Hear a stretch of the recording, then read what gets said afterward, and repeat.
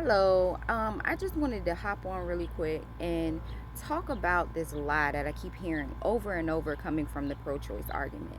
And that lie is that pro life people do not care about the women. We don't care about the babies after birth. And that all we care about is the woman carrying that baby to term. And then after that, we wash our hands of them. That's simply not true. It's a lie. It's a talking point that has no basis behind it. Because if you do a little research, you will see that there are over 2,700 pregnancy organizations nationwide. And out of that 2,700 organizations, 80% of them give out free ultrasounds, among other things. And then there's over 80,000, I believe, 80,000 volunteers that, dedicate their time and effort into being support for these women.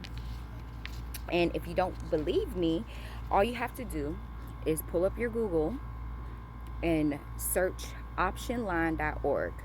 O-P-T-I-O, I'm sorry, OPTIONLINE.org. And when you get on there, it's like a search engine. You put in your location, and then all the pregnancy organizations that are around you will pop up. The locations, their hours, and what it is that they offer. And you go through which one. Maybe you need something closer to you. Maybe you just like this place because they have the options that you need. And you call them, you make an appointment, or you can just walk in. And even some of these places, not all of them, but some of these places, if you call them and you don't have transportation, they will give you transportation so you can come in and talk with them. I mean, there are many options, and I think, a lot of women just don't know it. They just don't know it. It's not advertised. Media doesn't advertise it. People are,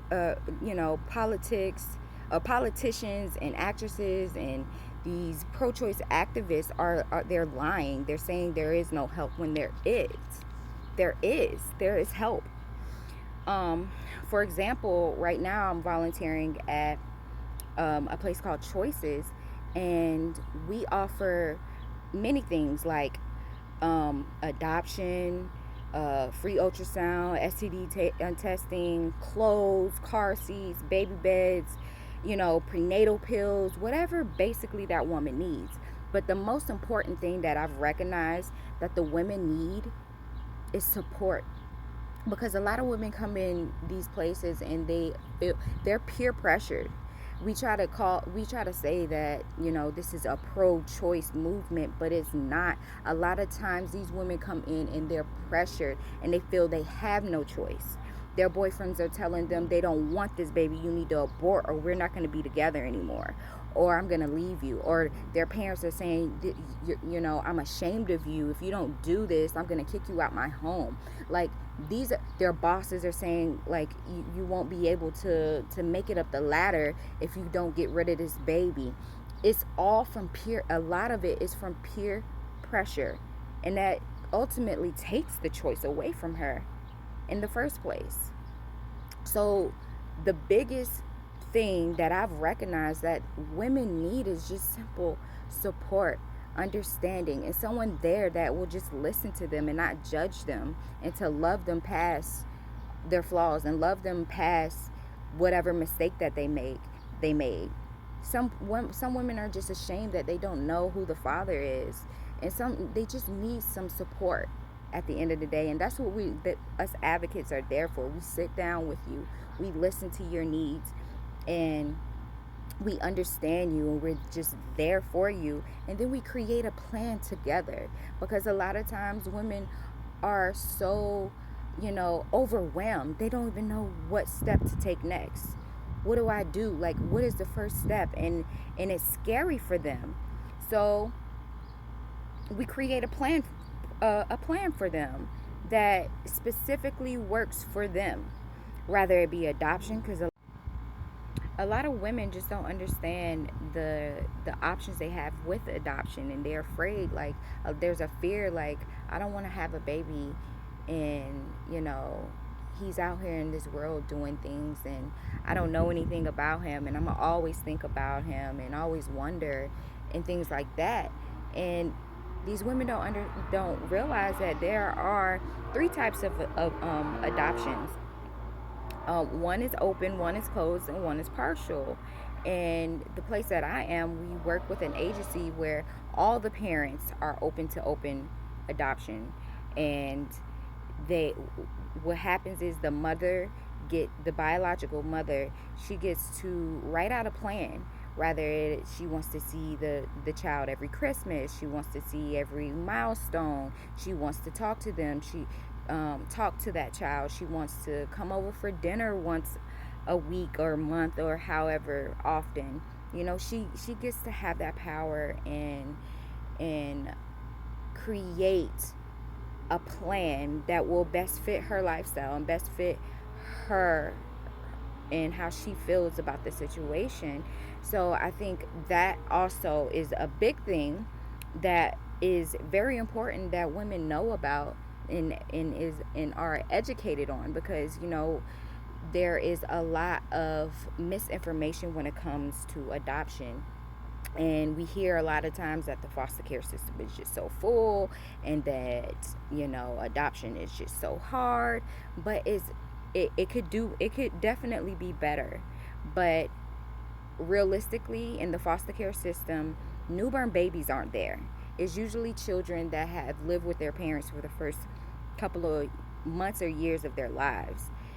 um, the women that have unplanned pregnancies, they can choose the families before the baby even gets here and have a solid understanding of who this family is and what kind of plan they're going to have together and how they're going to work together when it comes to you know raising this child, because some people just can't and don't have the means to do so.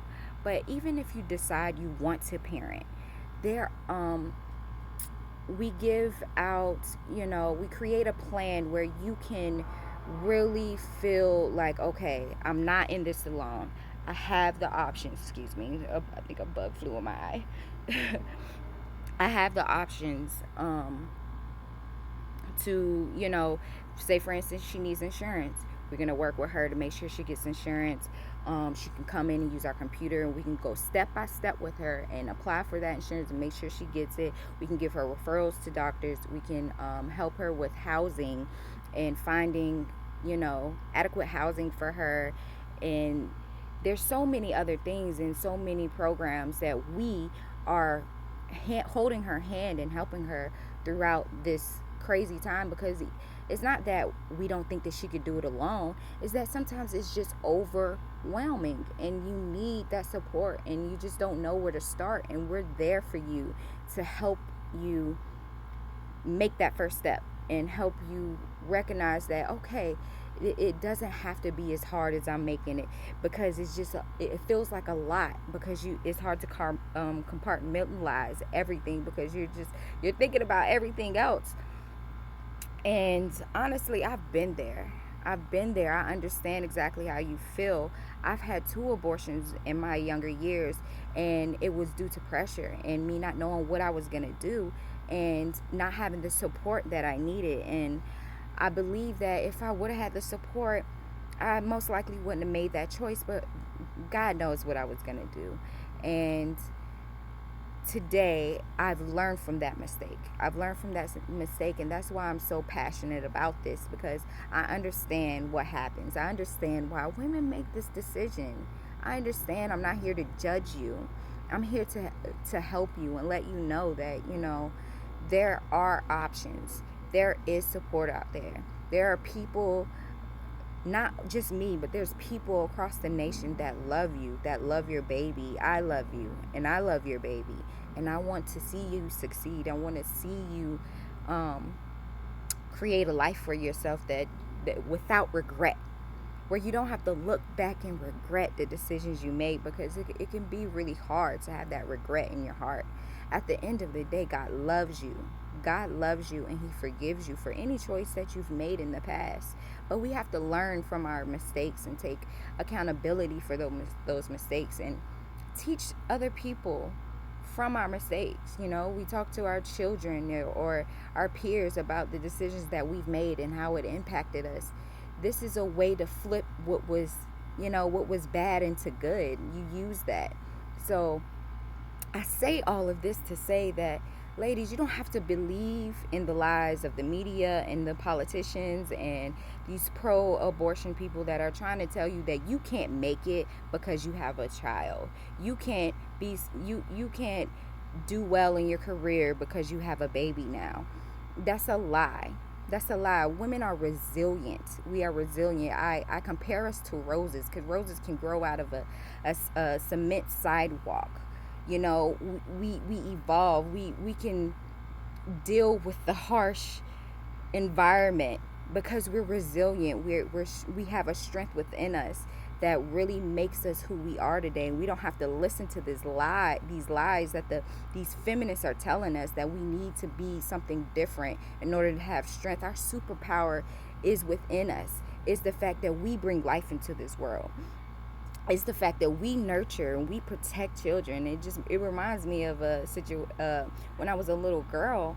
I had my baby dolls, and I'm sure a lot of people can relate. A lot of women can relate that, we loved our baby dolls and we nurtured those baby dolls, and we fed that baby doll. Like, it started as an adolescent. It was always in us. I remember my brother would come and try to take my baby doll and beat it up, and mama bear would come out of me, and I would just wail on him because I'm gonna protect my baby. And that's just who we are. And we're allowing society to tell us that's not who we are, and that we need to be self-seeking, and we need to just focus on us, and motherhood is something that's going to hold us back. No, that's what we were created for.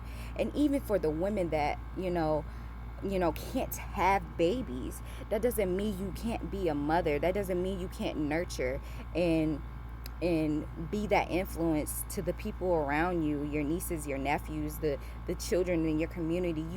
We are still that, even if we can't have our own biological children. So there's strength in that. That is our superpower. So we need to stop listening to these lies. This is who we are as women. We're beautifully and wonderfully made for this purpose. We are made to bring beauty into this world and to protect children. And so, I just wanted to enlighten you a little bit and just encourage you that we're here. There's support out here. Just go on optionline.org, and there are many women just like myself who are willing to do whatever it takes to help you in this hard situation that you're in. And before I go, for the women out there who have decided or may one day decide to have an abortion, one of the ways to abort your baby is by the pill. There's 2 pills that they give you, and you go into the clinic and you take the first pill. They don't let you leave until you take that first pill, and then within 12 to 24 hours, I believe, you take the second pill at home.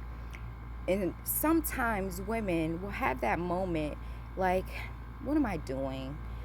I could do this.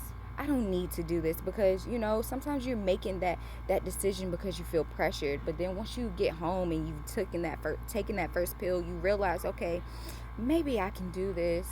And it's like, well, too late now. I already took the first pill. No, it's not always. It may not be too late. There's a reversal pill out there and you can call this hotline. It's 1-877-558-0333. And you can call them. They will send the pills to a pharmacy near you, and you go take that pill, and you wait, and you go to a pregnancy center, and they will do an ultrasound to see if the baby has survived or not. It doesn't always work, but it is an option if you do change your mind. So peace, love, and grace to you all, and thank you for listening to my long rant.